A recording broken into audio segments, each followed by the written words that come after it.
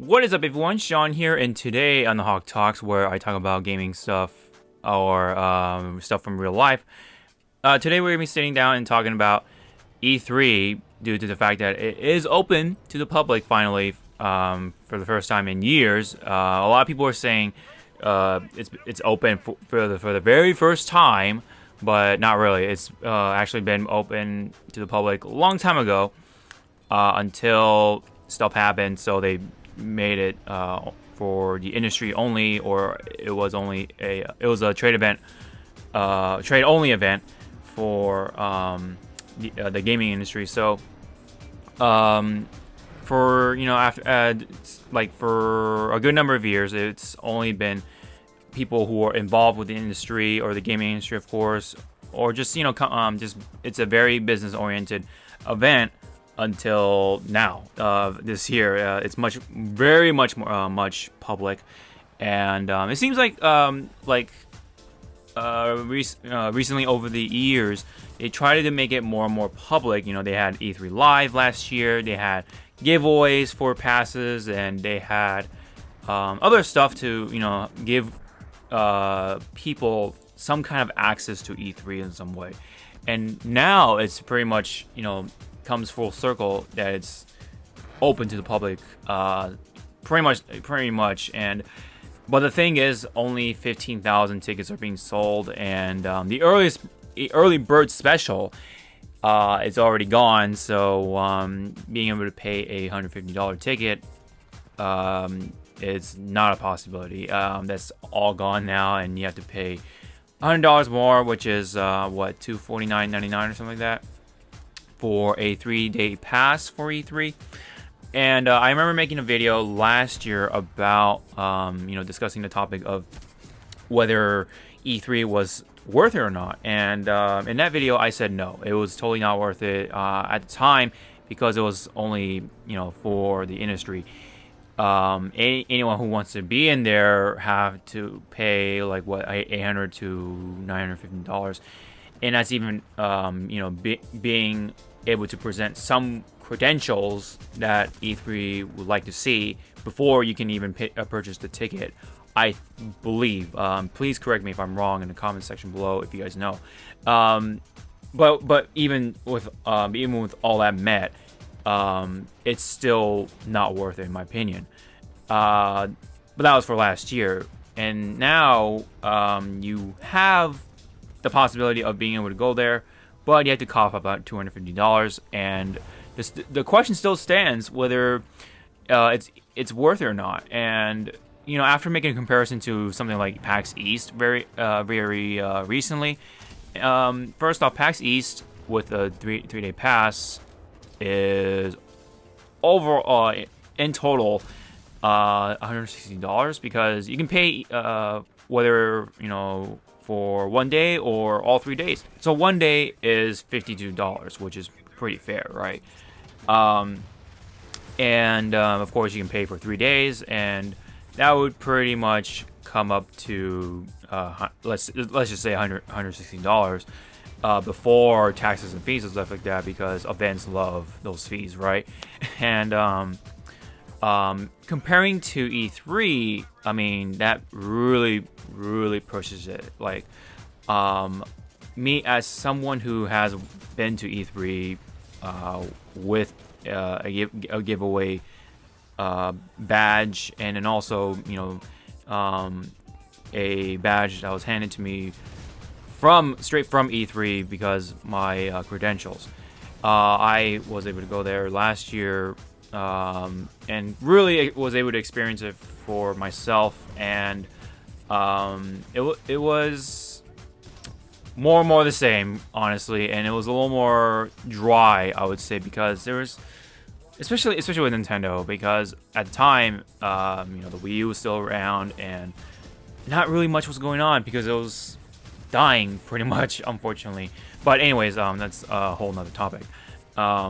Really, honestly, like, for what it is, $250 is still not worth it. And you have to remember that this is before taxes and fees, and before all the travel expenses, and before parking fees, and all that lovely stuff.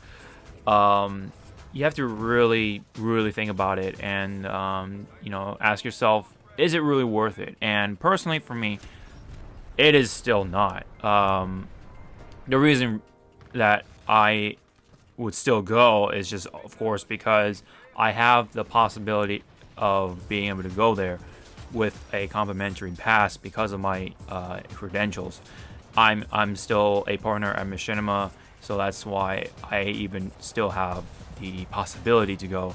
I'm not gonna say I have the 100% access to E3 and everything like that. It's just, I have the possibility, so I'll take that opportunity if it's given to me. But if it's not given to me, then oh well. I'm not gonna spend $250 just to play 3 days worth of demos. You know what I mean? And a lot of times those demos come out on PSN or Xbox Live or whatever, or whatever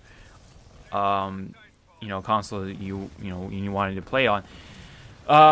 It's, I don't know, it's hard to say that, it's hard to give it really good things about it. With the $250 price tag on it, it's overall hard to say that it's worth it. It's really up to you, but personally, coming from me, it's still a no.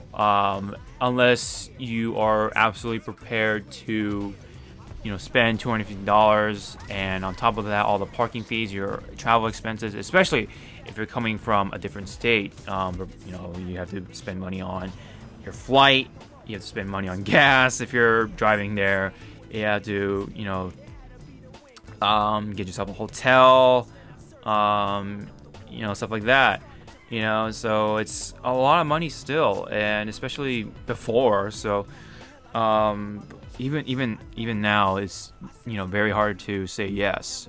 I just can't. And again, it is the 3-day pass, so you can calculate all that. But if you have throwaway money or you are absolutely prepared to spend that much money for all the travel stuff, all the fees, and of course the E3 pass, that's $250, and you really want to check that off your bucket list before you kick it, is then I guess you can go ahead and do that. That's up to you. That's your money. It is not up to me to say that you can't go there. I'm just saying, personally for me, I wouldn't spend that much money because of this and this and that from my personal experiences, which is basically you're gonna be staying in line for like 3 to 5 hours, that convention life, and you're gonna be playing at most 10 minutes of whatever game you want to play, or not even. That's like, that really depends on what game you're playing. You could just be playing for one match. You could be just playing for one round or one level, whatever, which can last for what, 3 minutes a lot of times, or 5 minutes or whatever. And with all that, and of course you get the swag from some booths, but who knows? Because of people paying for it, especially with possibly 15,000 people being there, and plus all the people from the industry that'll add up to the usual number. Who knows? They could be more swag. I don't know. They could be more stuff. I could probably make things a little better, but are you really willing to spend that much money for a gaming convention? There's always other ones. There's always other ones like PAX East, or there's always other ones like Comic-Con. There's always other ones in the Midwest or East Coast or whatever. Go to those instead, because it's pretty much I would say the same thing, most likely. So E3 is nothing really special nowadays, because especially with that being open to the public now, it's E3. like the reason why E3 was special is because only people within the industry were able to go. It kind of gives this like exclusivity. It's very exclusive for the people who actually work for the gaming industry. Just made it that much more. I wouldn't say cooler, but it gives you that sense of like you have access to something a lot of people, the normal average Joe, would not be able to have in their hands. But it's now it's definitely losing a lot of that and in the coming years.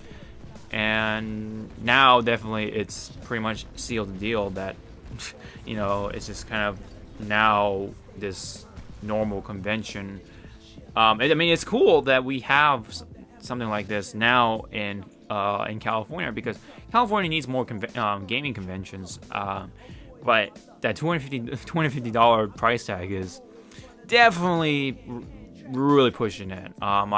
If it was $100 or $150, then go for it. That's definitely a lot safer. But $250, oh man.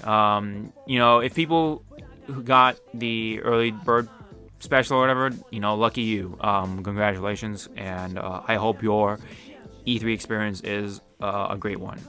Especially if it's your first one.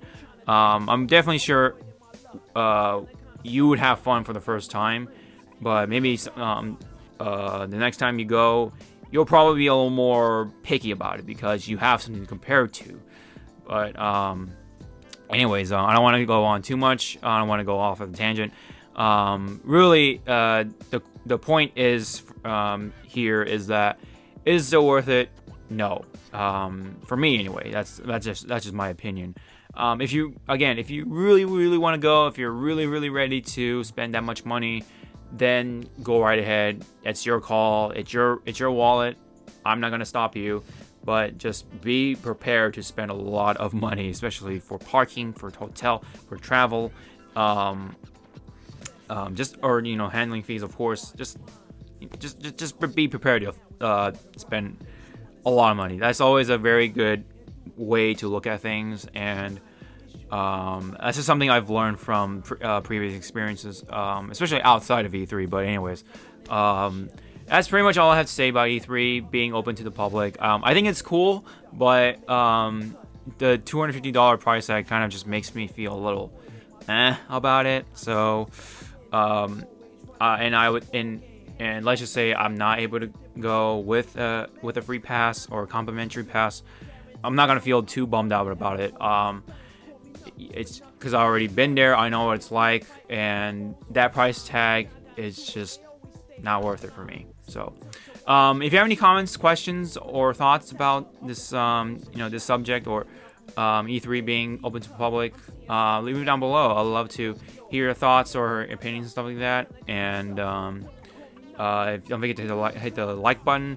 Hit the bell if you haven't done that already for the subscription. That definitely helps out, and it'll definitely notify you guys whenever I upload a video.